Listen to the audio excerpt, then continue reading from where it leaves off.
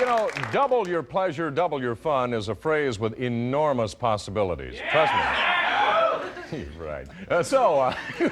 During a recent fan appreciation concert in Nashville, we thought, what better present to give the fans than Kenny Rogers? Well, maybe two Kenny Rogers. Working for a living, living and a working, taking what they're giving, because I'm working for a living. Kenny Rogers is more than just a hard worker. He's a jack of all trades who loves to try new challenges. Besides being a superstar entertainer, he's also a weekend athlete who's raised thousands of dollars for charity with his own sports classic. He's a professional photographer with several books to his credit. He's an entrepreneur with a string of fast food restaurants that bear his name. And he's an actor whose most famous role is based on one of his biggest musical hits. On a warm summer's eve, train bound for nowhere, met up with a gambler. We were both too tired to sleep. Which brings us around to the one job that Kenny admits is his first love. You know, I think there's nothing like live performance. Okay, I'm ready to go. For Kenny, performing on stage is his chance to shine. And besides making friends with the audience, What are you doing with your feet on the stage? Kenny also enjoys the opportunity to get to know other performers on the road. One of the great things about this business is you do get to meet all these people, and it's nice when you get a chance to sit and swap music with them. So we decided it would be nice if Kenny got to swap one of his biggest hits with himself. The scene was the Grand Ole Opry House, and thousands of fans waited in line for hours to see some of country's hottest new talent at the WSM Radio Listener Appreciation Concert. When the music gets you dancing, well, that can't be wrong. The house was packed, and the country fans ate it up. The honorary host for the evening was Kenny Rogers, and since we know how important that first stage appearance can be, we gave him a good one. Ladies and gentlemen, please welcome Mr. Kenny Rogers. And here he comes. You recognize this one, don't you? On a warm summer's eve, on a train bound for nowhere, met up with a gambler. Listen to that crowd. They love him. So we took turns. But who's this guy? And why does he look confused? There seems to be a conflict here. All right, here we go. Son of baby rock, out of reading people's faces. Which one is the real Kenny? Funny, but the crowd doesn't seem to care. So if you don't mind saying, If you don't mind me saying, things are starting to smell fishy, but the crowd seems to like both Kennys. give me some advice. The guy on the right's going to get some advice, all right, from a real pro. Together, everybody, come on. Know when to walk away. And the truth is starting to be obvious. While you're sitting at the table, there'll be time enough for count. At least Kenny's a good sport about it, and he doesn't seem to mind being a duet. Know when to hold up, know when to walk away, know when to run. Kenny and our imposter, Mark Hines, kept singing for quite a while, Come on, everybody. until I figured it was time for me to reveal my hand in this game. To walk away, know when to run. You never count your money. While you're sitting at the table, there'll be time enough for counting. When the deal is done, yeah. Kenny's quite gracious about the whole thing, and the duo becomes a trio. Know when to walk away, know when to run. You never count your money. When you're sitting at the table, there'll be time enough for counting. When the deal is done, you got to know when to hold on. Where you going? Know when to hold on. And when the deal is done, it's time to clear the air. Excuse me for just a moment here. I was asked to come out and kind of settle a problem here because apparently we have an impersonator here tonight. And since they pointed out that the real Kenny Rogers did my show today with Lori Ann, Crook and Chase, I said, well, maybe you can go out and settle it. So it's rather obvious who the umpire. Could we have some security out here, please? I hate that we had to start the show like this. Could we get some security? Could we get this gentleman out of here?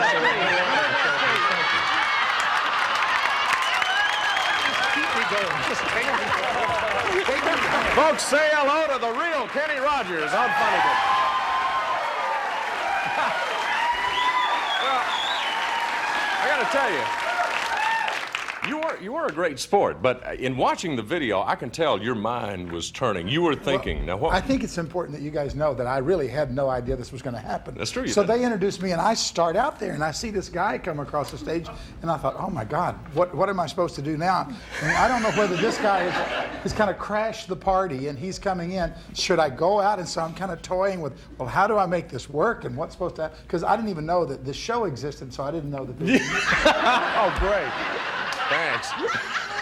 Told you I did. Yeah, I know, you got No, but me it was back. funny. It was kind of fun at first until about the 32nd verse. This guy, and I was so sure that immediately when this was over, he was going right to Coward of the County. I mean, he was. Mark had a good time. He was really worked up for that. But no, I mean, you handled it very well. I mean, you were a real pro about it. It was fun, and I enjoy those kind of things as a rule. Well, good. As a rule. As a rule. As a rule. All right. We mentioned earlier in the story there that you're a photographer. You said you brought some surprises for me. What have you got? Well, you know what? I've done several photography books, and I've started on a new project, which I'm really excited about. And it's a country music book, portraits of country music artists. Yeah. And one of the things I learned when I was doing my other book was that there are really 3 different ways you can shoot someone. If I were going to take a picture of you, I would shoot you in one of 3 ways. Either the way the audience sees you every day, which is like this, or in a way that you see yourself. You may see yourself more as an athlete or something or other, or in blue jeans or something or other. That may be how. I don't know why they're laughing. Sometimes Go you ahead. gamble with Yeah, these I know. concepts. Or the third way, of course, that you shoot some way is in a way that they've never been seen before. I did in my other book. I did a picture of Jacqueline Smith, who's this beautiful, very demure person, and I shot her in front of a big black Harley with a leather motorcycle jacket on, and it was totally unlike anyone had ever So seen. you have some examples of that today? What I've done is I've put together a group of pictures of some of the country stars that I thought that might be interesting. These people have had very specific images throughout their career, and I thought it might be interesting, so we kind of shot them in a different way. Let's see what you brought. Let me give you an example. Johnny Okay. Cash, for instance, as you all know, his trademark has always been totally black. You know, Right. so now we thought he might be nice, kind of in a little dapper Don kind of look there, a little more preppy, don't Yeah, you I think? got you. All That's a right. kind of a nice look for him. Okay. Now, Grandpa Jones, of course, we kind of adopted a new image. He's called Homeboy Jones now. He is? Okay. Yeah, so this he's ready for a hot night on the street, isn't he? Yeah, it sure is. Now, you know, who is king of country music truly, and that's Roy Acuff. And we thought that there's really nothing left to do but give him kind of a Tom Cruise look, just to Roy kind of Acuff? spice it. Roy Acuff as a Tom. You're right. These he's- are photographs are like we've never seen before. Yeah, like you've never seen these Yeah, people you're right, before. yeah. And chances are you'll never see him like that again. Yeah. Brenda Lee she's always been way ahead of her time, so I thought she wouldn't mind taking a small fashion risk with this. Yeah, boy, it's a risk. The real Brenda Lee. Okay. Okay? Now, Trisha Yearwood, who I think is one of the great singers of this period here, she's proved that she doesn't really mind being at the forefront of what's happening in country music. So just to add a few dance routines to her concert, she's been pumping a little iron in her off time there, too. And what are you talking about, ladies? Katie Lang she's a flamboyant girl, there's no question, and she dresses a little too plain for my taste. So, thinking more lines of the seashell bra. That's a nice look for her. You know, Harold Reed of the Statler Brothers, he's really quite a jokester, but I see him more as the tender father type, and little Jimmy Dickens. It's kind of a combination here. All right. 2 stars for the price of 1. Now, before you show this next one, I want you to know, Alan Jackson, you know, everybody knows him as this country hunk, but I think he really spends way too much time beneath that hat of his. So kind of a carefree cross between Bob Dylan and Don King, we thought might be a nice. My goodness. That works for him, doesn't it? Yeah. Adds a little mystique to it. You got a couple more here? Now, of course, Billy Ray Cyrus. Now, he's the new hunk, right? He's the guy that makes women melt. But I think it's kind of Billy Ray Cyrus meets Gomer Pyle. Yeah, well, yeah, something like that. Chet Atkins is an easygoing guy, and his makeover was easy. I kind of saw him as boxer shorts and with a shirt flowing in the wind. Yeah, right. Any of you ever seen any of these people? Look at this. There's Ralph Emmett. I don't even think you have to say anything about that one, do you? Ralph Emmett, that's self-explanatory. Okay, Now, all right. on the other hand, you know, your co-host, Lori Ann, has always, I think, been a bit too inhibited, so we thought she should let loose. Whoa! Yeah, maybe. What you should know is that's not a tricked-up picture. That's really Lori Ann. Through the eyes of Also, photographer you know, Kenny Rogers, huh? we thought it would really be kind of, if I'm going to do that to Lori Ann, I need to. Now, what? All right. This was actually, I shot that through Charlie's window. He does that. Yeah, right. Sits in front of the mirror like While that. Kenny does that, we'll take a break. There's more funny business after this. That was good. Thank you. Welcome back to more funny business. This year marks the Oak Ridge Boys' 12th appearance at the Kentucky State Fair in Louisville. Now, the Oaks are particularly excited about the show since they're going to debut their new single, An American Family. Now, like most superstars, the Oaks regularly have new artists open for them, artists like David Lynn Jones and Joel Sonnier. Well, this time we got them to take a chance on an unknown. Meet the Dixie Cadillacs. Now, the Oaks have been told this is Louisville's hottest band, the next Alabama. They're on their way to Nashville to cut their first album for MCA.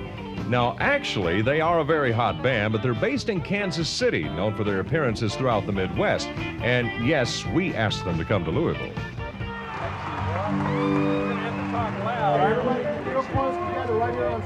Now, my partner in crime, producer Bob Gordon, posed as a reporter doing a TV documentary about the Cadillacs. Now, the Cadillacs are playing for all they're worth as the Oaks set up off stage for their interview. The Oaks are real troopers. They've never seen the Dixie Cadillacs before, and they don't really know why they're doing this interview. Watch. Okay, it's been a while since you guys were newcomers. Do you remember what it was like when you got your first shot? Well, it's been a while. It's been a long time. Well, you know, we've done all the things that a new act has to do. In fact, one of the things these guys are doing is opening up for a big show for an established act.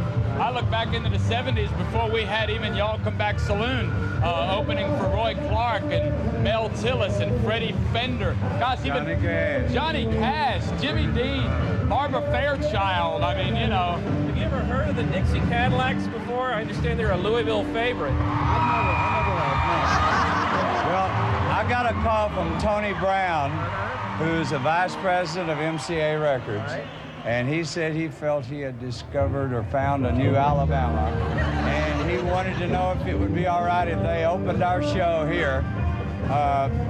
We all okayed it, but it's the first time we've heard them, yeah. They're on their way to recording their first album with Tony. Do you have any tips for them?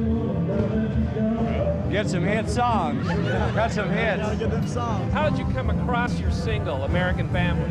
It was written by Bob Corbin, and we've had the song about 7 years.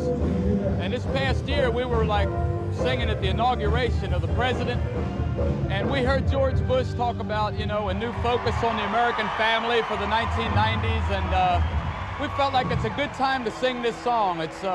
It's a right in the gut, middle America type song. It's not really a flag waving song. It's pretty much appreciation for the hard-working, everyday American family. You know, it's that kind of thing. And I know we love singing it, and it's been going really well too. So. Now, poor Dwayne and Steve are getting bored with this interview, and Bob has run out of questions. He directs their attention to the Cadillacs performing on stage. Now, one of the cardinal sins for an opening act is to perform the headlining act's music. It's really bad form to play the star's new hit single first, as the Cadillacs are about to do with American Family. Watch this. Worked all life in a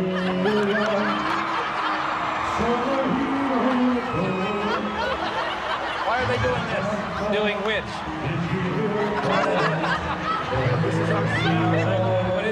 What is this one?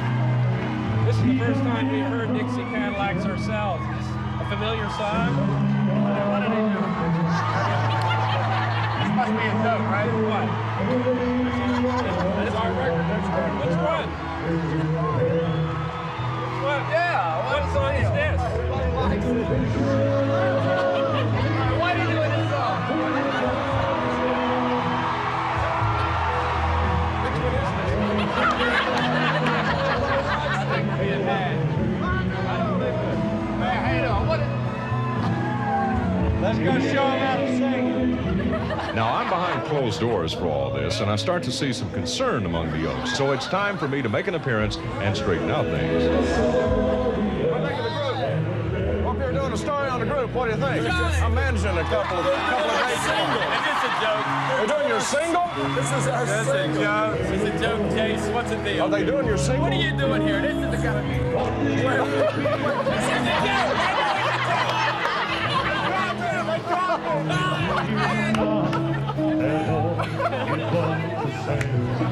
God almighty.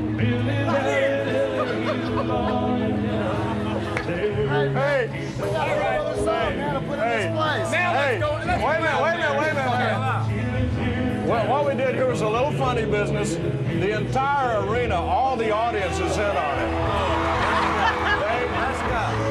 Let's go out there. Come on. Wait a minute. Wait a minute.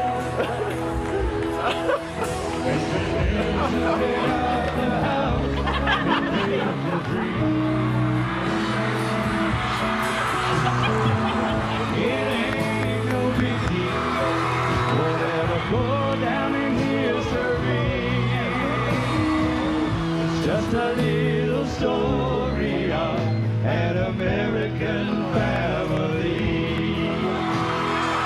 It's just a little story of an American family.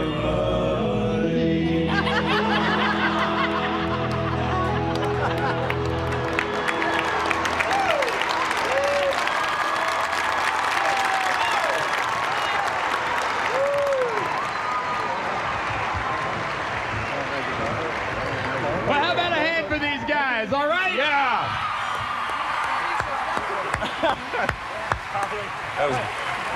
Now, wait a minute. Wait a minute. All right, we've been had. We've never been had by a whole Coliseum full of people before. Yeah.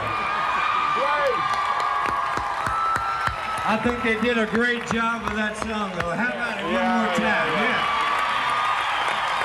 Thank you.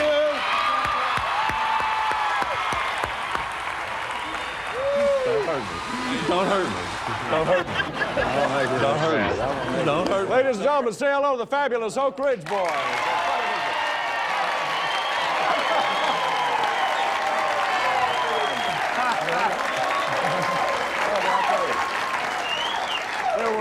There were like 15,000 people in the arena. Everybody was in on it. Be honest with me. What went through your mind when you first heard your single being performed by the Dixie Cadillacs? Well, we were unprepared, Ralph. You know, it'd been a long summer, man, and we've been out there working all the big fairs and all the big dates, and I can't say we were tired. We were up and ready for the show. In fact, you can see even as we're trying to talk off stage, our adrenaline's up. We're ready, for the show. We're ready to go. Sure. And, We weren't ready for that. No. We were not ready for that. Well, Steve was the first one to really notice and come up with a reaction there, you know? I was looking for the plug. I was just wanting to unplug them and then we'll start all over, you know? And Yeah. Well, Richard seemed to be sort of unfazed by the whole thing. Well, I thought it was kind of strange. I figured, well, these guys are not real smart. They don't want to continue to open for us, obviously. As a matter of fact, we're looking at Well, now, of course, Dwayne, I look upon you as the businessman of the group, right? That's probably a mistake. But you were pretty calm through the whole thing. Actually, you wanted to get up there and, complete the song. Well, I heard my music going. I wanted to go sing for the people. I was ready. I knew they weren't supposed to be singing it. Well, that was terrific that you guys went up there and did that with the Dixie Cadillacs. That was a big thrill for them. And again, our thanks to the Dixie Cadillacs from Kansas City for doing that. Well, we love a good joke. Yeah, us. I know that. I mean, we love a good joke as much as anybody. And I Sure. think, we have had several pulled on us over the years. Different type shows like the one you have now have gotten the Oak Ridge Boys several times. Oh. And I think we've gotten enough people enough times ourselves to halfway through the middle of that, when we saw your face come out, we knew we'd been had. And when you've had a good joke pulled on you, hey, that's great. We deserve it. Well, now I was evaluating all four of you here. We have four distinct personalities here. Now, the two of you, Joe and Steve, you're very relaxed, Always having a good time. Joe, you're dressed in your underwear today, you know, whatever, with caps on it. And down here we have what you might call the Supreme Court. These guys are so reserved. Do they ever get rattled over anything at all? First time Well, we've been called the okay. Supreme Court. Okay, Charlie. Yeah. What was that? Wait a minute. Wait a minute. And then, you know, we've got this brand new album here on MCA Records. Where's Laurie Ann? Where is well, Laurie she- Ann? Where's Shotgun Red? Yeah, Where's they're all- everybody? Is all Shotgun tied up. Red on this show? Really? No. American Shotgun Red Dreams, go? our 19th album containing the song American Family by the Dixie. Dixie Cadillacs. Oh, Mama, get out of the wheat field. You're going against the grain. And featuring the favorite song, Meet Me Over by the Rock Pile, Baby, I'm a Little Bolder There. Yeah, I got you. Okay, Charlie! Yeah! Perfect. Here's Her daddy here's- was a bootlegger, but I loved her still. if you had just a moment to say hello to the Dixie Cadillacs, what would you want to say to them? Here's your camera. Nice job on the song, and the guys really are a great band. I mean, you know, these guys are a happening group. They've opened Yeah. for Hank Jr. They are a good group, and we do wish them good luck. And it was a funny joke. What can I say? You guys have not They played. were good to do that. They did it for nothing too. I Yeah, understand. you Nobody guys paid have them. not played to an empty seat all during the tour. Congratulations on that, your success with this particular album, and thanks for being a part of Funny Business, guys. Okay, Charlie. Thank you, Charlie. Hey, Oak Ridge Boys. Well, I should try to sing. Okay, I'll try it. It's the story of a lovely lady and a bunch of obnoxious guys who do their best to make her look bad. Actually, it's not as awful as it sounds, but I did spearhead a small uprising during a TV rehearsal involving one of America's sweethearts, Florence Henderson. Most of us remember her best as the all-knowing, always wise, terribly polite Carol Brady on the Brady Bunch. But Florence Henderson isn't all sweetness and light.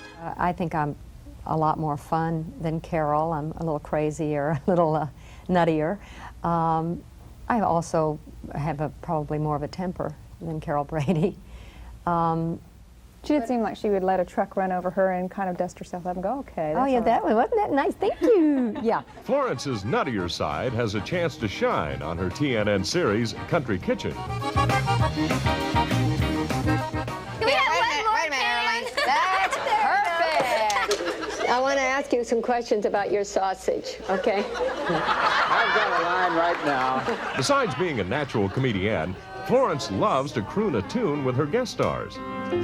It's so sad to be alone. And she's willing to go the extra mile to get things just right. You have to be willing to work harder than anyone else, longer. You know, you just have to always be willing to put that extra thing in that a lot of other people are not willing to do, and I've always been willing to do it. So I decided to take advantage of her perfectionist attitude and see if I could get her to show that famous temper. I was a guest on Country Kitchen recently to make some stew and sing a song with Florence along with Williams and Reed. And since I'm not a professional singer, Florence made a big effort to put me at ease during rehearsal. But I had other plans. I remember when I was a lad. I managed to screw up the first note all by myself, but after that, it's up to the piano player. Behind every cloud. Sure. Get those fingers moving. I've instructed the piano player to mess up at every opportunity just to see how many bad chords Florence can take. So on to take two. I remember when I was a lad, times were hard and things were bad. Now listen to the music on the word cloud. Behind every cloud. Did I mess up? Florence is giving the piano player a meaningful look. So it's on to take three. I remember when I was a lad, times were hard and things were bad. But there's a silver lining behind every cloud. And just poor people, that's all we were. That's the worst note ever, but Florence is trying to be polite. In a family circle singing loud. She's trying to be a professional. Now the guitars are screwing up. Trouble song. Florence is not a happy camper. Everybody No, off? you're not. No, the piano's not in the same key as the... Now she's embarrassed. Who's off? Is he off? Are you off? Am I off? No, is you're he not off. You're right on. Okay. Okay, one more. Just one more. One more here. We were Okay. in different keys. Take 4. I remember when I was a lad. Beat your heart out, times Richard were Sturman. hard. Now she's trying to make me feel better. There's a silver lining behind every cloud. Just poor people, that's all we were. It's getting really awful now. We get together in a family circle, singing loud. Here comes the circle. Daddy sang bass. Mom sang tenor. Me and little brother will join right in Come on, there. boys. Singing seems to help our troubles so. She's determined to push on, but there are dogs howling in the parking lot right now. The song, and we'll sing again up yonder at the throne. No, the circle won't be broken. Now even Florence can't find the right key. I think it's time for take 5. We'll be together again up yonder in a little while. Daddy sang bass. Mama sang tenor. Me and little brother will join right in there. And finally, the piano just gives up. Trouble so. Charlie and I are the only pros around These here. days, and it won't be long. I'll rejoin them in a song. And we'll sing up yonder at the throne. You know where else we're going to sing? Where? On Funny Business. What? He's in that back here. He kept messing up to see what you were going to do. I thought I had lost my mind. No, we were going to milk it as far as we could. No, wait a minute. You told me that if I came out here and did this show, I could do a stunt on you anytime. Apologetic. I mean, Charlie keeps singing and you're playing in the wrong key. Well, everybody was. I didn't notice anything. it was just white guy says we were perfect, so I mean. Charlie, I'm thinking I have to apologize to him. This is terrible. I kept going. Well, I know these guys, so you can apologize. I love your show. Thank Are you. we on there? Yeah, right here. They're rolling tape on this whole thing. My Lord. And by the way, Florence, thanks for dressing up for the show. Okay. But Florence got me back. What it is, Castile, by the way, was a region in Spain. Seriously, back in the old times. Absolutely. A central region of Spain, and that's where this stew originated. Well, I'm so excited. You'll see some of the Spanish influence a little later on here as we build it. Okay? Olé, let's go. Wait a minute, you're going to get flour and everything all over you. Oh, I can't wait. All right. Yeah, okay. Wait a minute. Charlie.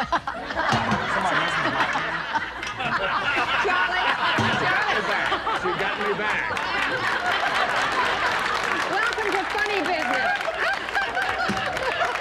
Business. Charlie does a show, as most of you folks know, called Funny Business, and he played a trick on me earlier, and I just had to get back at you, sweetheart. I'm sorry.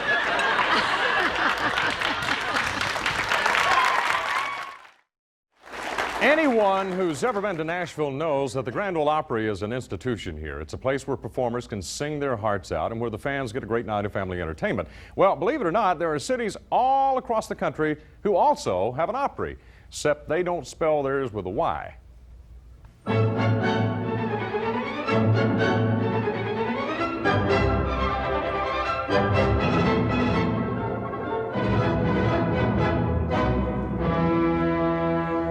Ah, the theater. What can beat the excitement of a live stage production? Thank you. This is the Jackson Municipal Auditorium, home of the Mississippi Opera. Patrons of the arts come from all around to hear the very finest in classical music. And while the orchestra is warming up down front, there's plenty of activity backstage as well. Ladies and gentlemen, we will be holding 2 minutes. I repeat, 2 minutes. We now have 5 minutes. Thank you.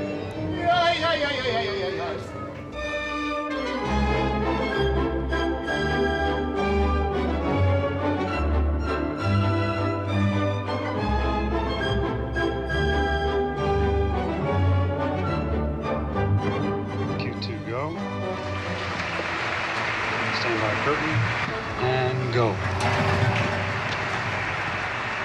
Tonight's program is Die Fledermaus, a comedic operetta about mistaken identities at a fancy dress ball. But there's no mistaking the identity of the show's special guest star, playing the jester.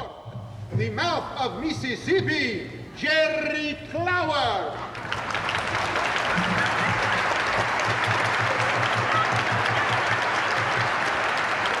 Thank you, sir.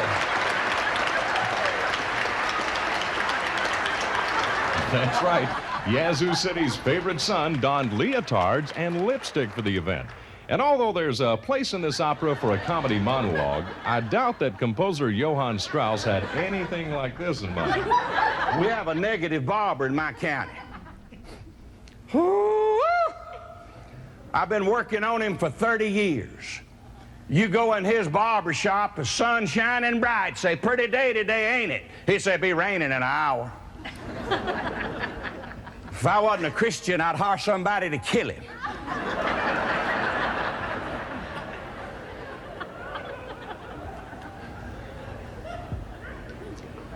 My buddy Bill went in that barber shop, and that old pessimistic barber said, Bill, hey, you gonna take a trip? So yeah, I'm gonna catch TWA Airlines, I'm gonna fly to Rome, and I'm gonna visit with the Pope. He said, TWA is the sorriest airline in the world. They'll lose your suitcase. They ain't never on time. You make it to Rome, Rome stinks this time of the year. And you ain't gonna get to see the Pope. If you see the Pope, you gonna stand down here with 100,000 people, and the Pope's gonna be on a little old shelf way up yonder on the side of the wall. He gonna walk out and look down on you. You ain't gonna get to see the Pope. Well, old Bill is back in the barber shop in about a month, and that old pessimistic barber said, Bill, you didn't take that dumb trip, did you? Bill said, I did take that trip, and you lied to me. TWA was a good airline. They didn't lose my suitcases right on time. Flight attendants was friendly. We landed in Rome. I took a whiff of Rome. Rome wasn't stinking. You lied about that. But you right about one thing. There was 100,000 folks all scrooched up together, hoping that Pope would walk out on that porch. And the old pessimistic barber said, you didn't get to see him either, did you, Bill? Bill said, I did do it. Said a fella come around and caught me by the sleeve and said, hey, buddy, come with me. The Pope sent me after you. Went around and got on an elevator and went up 4 floors, and the elevator door opened. That was the Pope. I said, Brother Pope.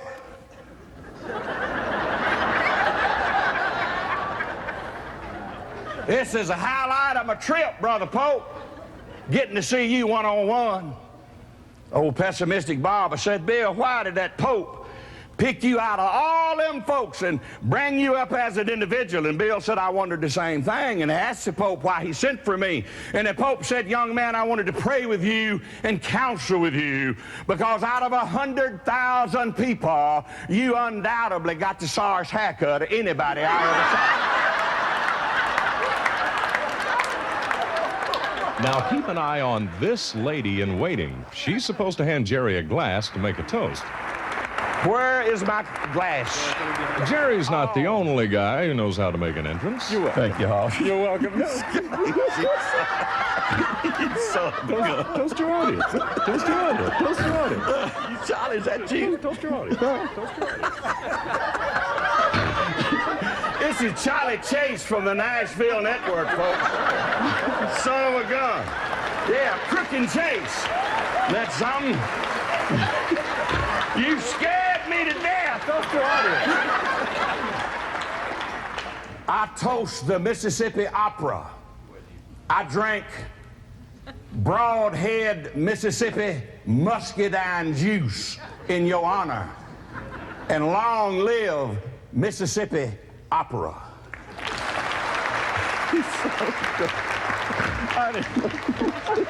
Have you looked at yourself like that? You had difficulty recognizing me when I dropped my fan. Look, well, you had the fan, and I thought you was some lady that brought me the glass. And then when you pulled the fan down, I said, gosh, this is somebody I know. But I was trying to think local. I said, Mississippi. And then I said, Lord, that's Charlie Chase. And then I saw that chest, and I said, no, that can't be I got to show you. This is courtesy of a local restaurant. I think it's Popeye's Fried Chicken. I said, but then I said, gosh, that old gal's got the prettiest mustache in about out. Well, there's one thing that every country act out there wants to have besides hit records, and that's fans. Now, fans are at the heart of country music, and their support often provides stars with the motivation to keep on working those long, hard hours. But what do you do when your fans love you but can't get along with each other? Well, to find out, we targeted one of the most popular groups around, Restless Heart. Tonight I saw a red, red rose in the yellow. Restless Heart's career has been on the fast track since their debut 6 years ago. Their faithful fans turned out in droves for this fanfare breakfast. They got a chance to play a little catch with some fan club frisbees, bid on some celebrity duds at a high-spirited auction, and hear some country crooning from their favorite band. Oh, tell me why does it have to be? But the highlight of the morning's festivities came when Restless Heart was presented with their third gold album.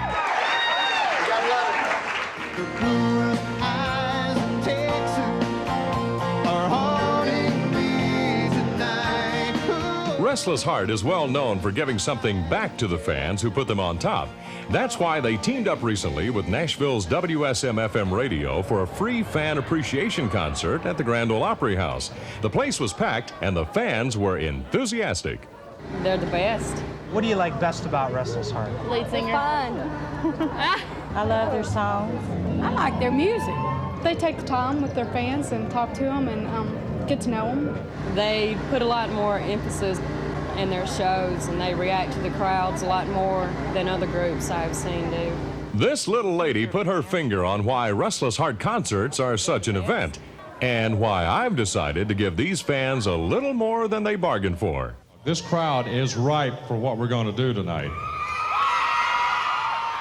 Okay, just a minute. It's going to be a diversion. We're going to see how the group handles it, especially Larry.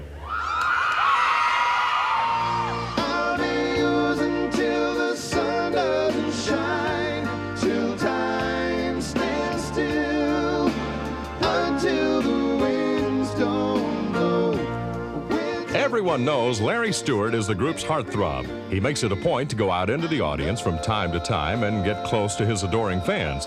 And for tonight's show, we've invited two special ladies, Debbie Combs and Candy Devine. Now, they are Restless Heart fans, but get a load of their day jobs.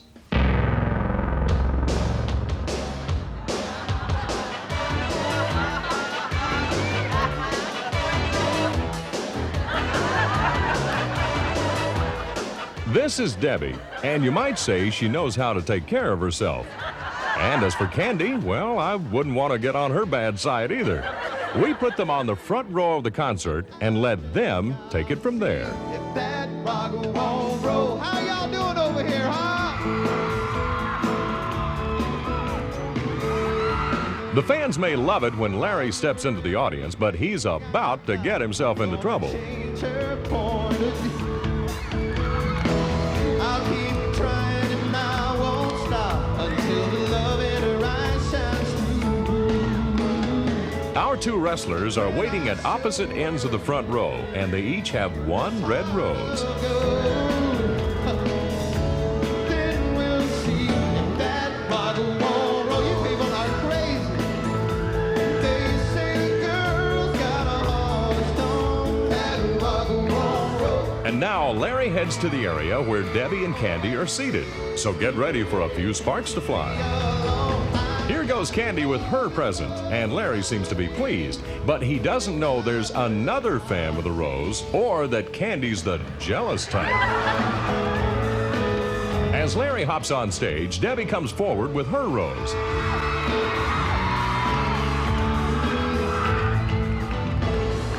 First, Larry needs a mic.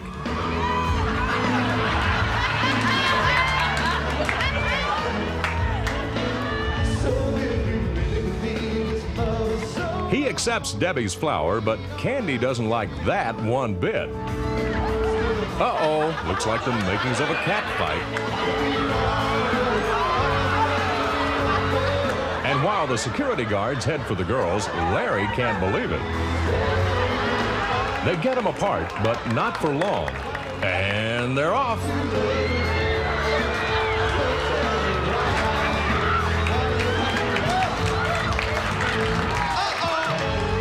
I see arms, I see legs, but which ones are whose?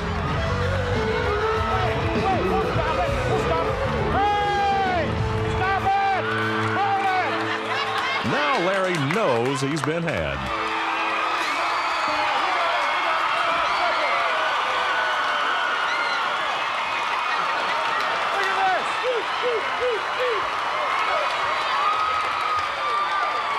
These are all my friends out here. They're all in on this, Larry. I can't wait to ride home and tell everybody I went to a wrestling match and a Restless Heart concert broke out. You're dead. Say hello to Greg Jennings, Larry Stewart, and the Restless Heart.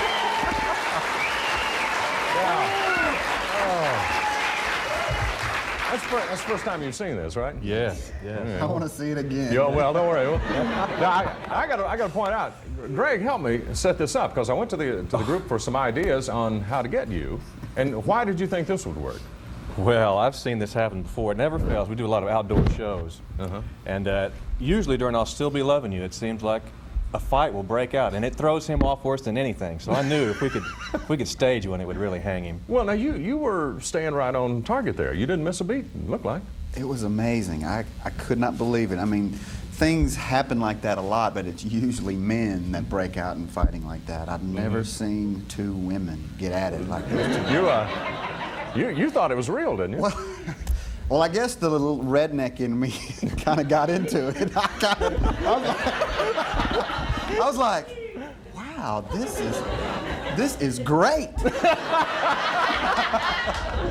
Now, did you and, I don't know, any of your valiants that may have been left, did you think of jumping into the audience and maybe trying to stop them? Well, I saw the two security guys trying to stop them, and well, I noticed they weren't doing a very good job. I mean, these girls were throwing these grown men around like they were kids. And I didn't know. I mean, I was just kind of wandering around, wondering what was going on. Actually, to be honest with you, towards the end of that, I thought, what is going on? And I'm surprised I didn't see you around, or I would have known what was going on. Well, I was hidden. That's why you didn't see me there, see? But I was really, to be honest with you, a little shocked at what had just happened, trying to figure out what was going on. So. But you handled it well. You didn't miss a beat, like I said. Remember the lyrics and everything. Now, the important thing is, I know you guys left right after that concert for a show in another city. What did he have to say to the rest of the guys on the bus that night? I think it's something to the effect that we'll get ours, you know. Oh, is that right? We'll have to watch our backs from now on. Now, you guys, do you pull pranks on one another when you're out like this? Well, little things now and then, but nothing to this. Does. He's the quietest guy of the group, and he's the probably... Those are the most dangerous. Devious, yeah. I'm beginning to understand that. Yes. Okay, well, you guys were very good here on the show. And like I say, congratulations on remembering all the words, staying right in line, and tell the guys they did a great job coming up with the right thing to do. You got it. Greg Jennings, Larry Stewart of Restless Heart. We'll take a break, and we'll be back.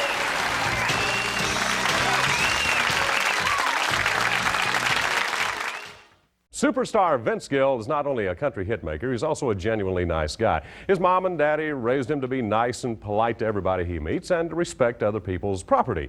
But we wanted to know, how does he act when nobody's looking? The scene is Belmont University here in Nashville. Vince Gill is inside taping some promos for the school at the Center for Music Business. When he's finished, he thinks he needs to rush over to MCA Records for an important meeting, but that's just a diversion we've arranged. Belmont's Director of Music Business, Bob Malloy, is in on our plan. He's helped us park 2 cars so that Vince won't be able to budge an inch when he has to leave. Vince is in the gold car in the middle, and he's wedged in there pretty tight. But to make things easier, we've left the keys in one of the vehicles. Guess which one? Okay. Earlier, we rigged this Metro Patrol car with hidden cameras, and our friends on the police force have rigged the car's ignition in case Vince decides to move the car a foot or two. Now, the key is going to be left in the car for the sole purpose of him being able to move it, right? But when he turns the ignition, here's what's going to happen.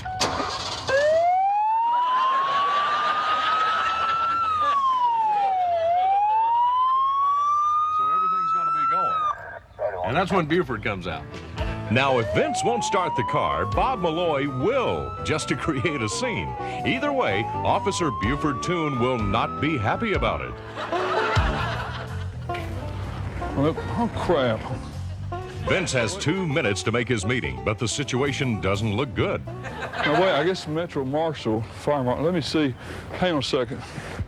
So Bob pretends to go check things out, and lo and behold, he makes an interesting discovery.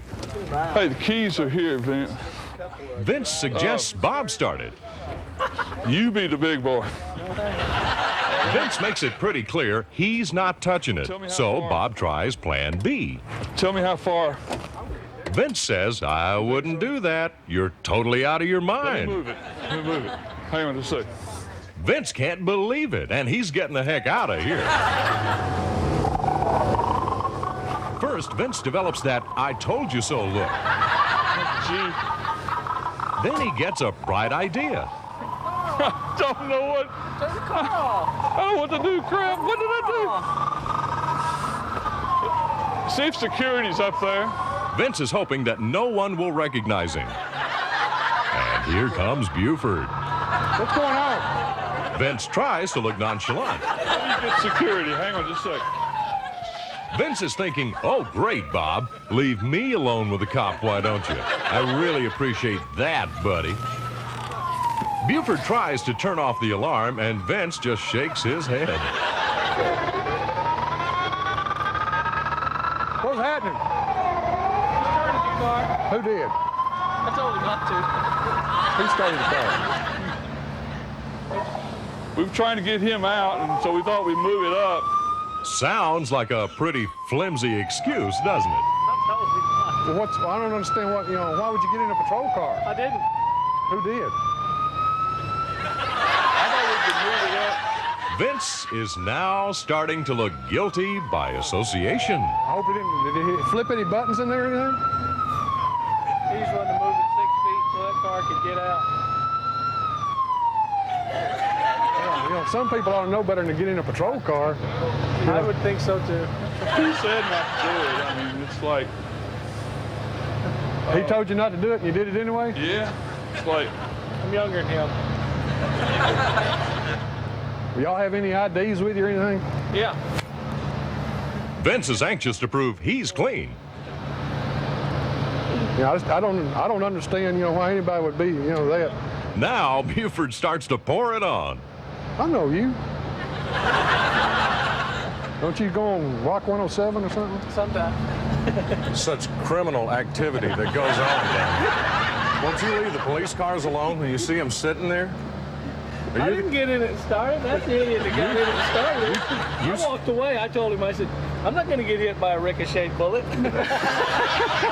Cooperate. He wouldn't cooperate. He wouldn't move the car. I'm a good gentleman. I'm a good Samaritan of this city. A good citizen, and he wouldn't move the car? Is that the story? Not a chance. I'm not getting in a patrol car. You ever been in one? Well, no. Would you like to get in one? I was laughing because I thought, man, what an idiot. What an idiot that would get in a patrol car and move it. Well, welcome to the show. Thanks, bud. Nice try. We'll be back. Well, Vince passed our test with flying colors. He did say, though, that if he had worked up enough nerve to get into the patrol car and all the sirens had gone off with him in it, he'd have driven off and split the scene before anybody recognized it. Stick around. There's more funny business coming your way. Right?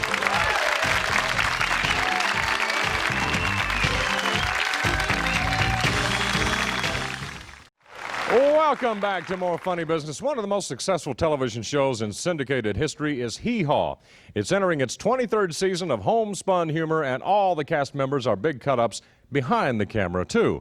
Now, twice a year, they all gather in Nashville to tape a whole bushel of shows, and we figured it was a good time to pull a good-natured prank. So we hitched up the mule and headed for Cornfield County.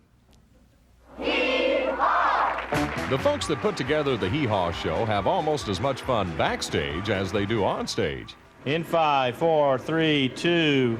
Watch out for that Studebaker. You're going too fast. If we was going any slower, we'd... I'll be done. In fact, there are just as many outtakes as there are good takes around here. Hee-haw Saturdays at 5. So we decided to use this relaxed family atmosphere to pull a little funny business on one of the sweetest hee-haw honeys around, Misty Rowe. This is her 18th season with the show, and the girls say they're all just like sisters. They'll look you in the eye and tell you a lie. 1, 2. Since they're all so close, we didn't want to risk telling any of the other honeys, so we recruited this man. Michael gave him up willingly. No one got He's actor Jim DePaiva, who plays Max Holden on One Life to Live, but he's also the real-life husband of Misty Rowe.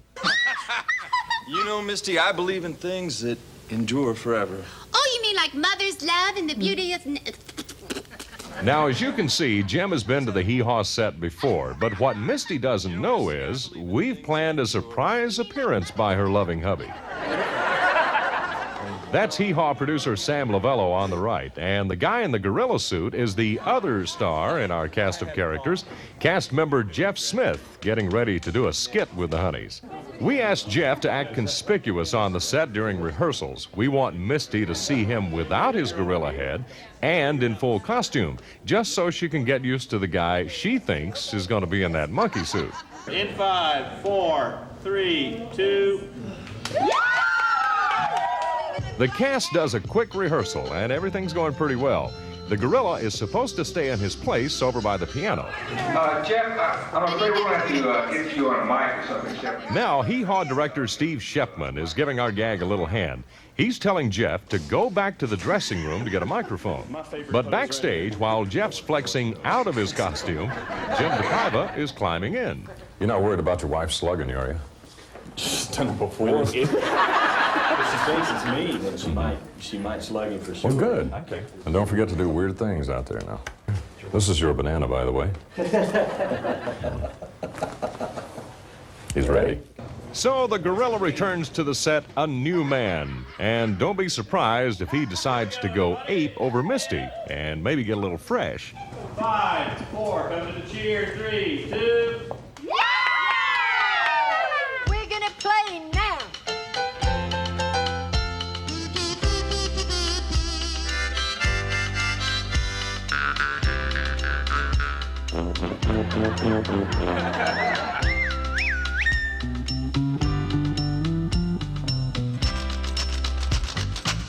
Hey, girls! This guy's up to some monkey business! I got one. I made both of them. Jim might be fooling everybody, but he seems to have the mumbles. Why not even these bananas or a Billy anymore? Yeah, sure. We've heard that song somewhere before. Never saying what they mean, never meaning what they say. They'll look you in the eye and tell you a lie. We've been around, we know the score for sure. And if I make a mess, I'll clean up the floor.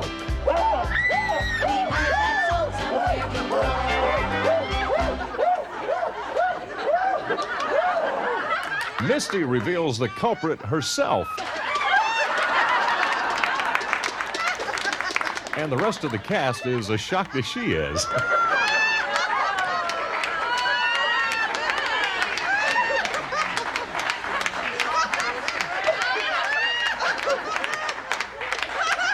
Finally, it's time to let her in on culprit number 2. So, I thought Jeff was getting a little fresh. See, actually, I figured you knew it was me when you said don't bring that banana over here. I've seen that somewhere before, yes. We thought we'd turn the monkey business into a little funny business for our special here. Well, Did you have a clue it was him? no, I didn't, because they sent Jeff off to get Mike, and I had seen him in the monkey suit, and you can't really hear. I know. That's the But idea. then when he picked me up, I thought, well, this is okay. But then when his hands started moving around, I said, no.